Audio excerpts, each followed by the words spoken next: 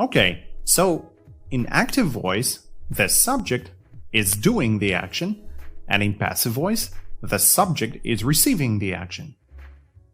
But you might have a question. Why do we even need passive voice? Why do we need to make a subject passive? And I'm going to answer that question for you now. We use passive voice when A. We don't know who is actually doing the action, and B. When the doer of the action is not as important as the receiver. The one who receives the action is more important to us than the doer. In the previous episode, we had the following example. Over 20 million liters of coffee is drunk worldwide each day. Here, we concentrate on the quantity of coffee, not on those who drink it. We don't care who the doer is. We don't care who exactly drinks over 20 million liters of coffee each day. The coffee is the one that receives the action. Coffee here is a passive subject.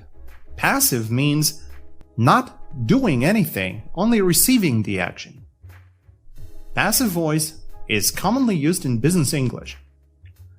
When writing a formal letter, for example, when you don't want to sound too personal. For example, the money for the services shall be paid monthly. That would be a much more appropriate language in the agreement than if we made it personal, like in, "You have to pay us money for our services every month." That would be too rude. Shall in formal English means have to or must, for those who don't know.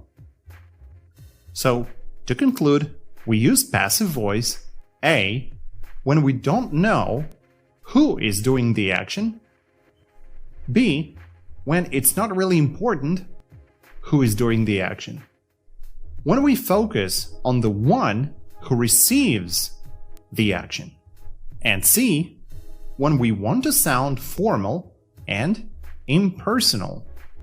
Okay, in the following episodes, I'll show you how to use passive voice. Stay tuned.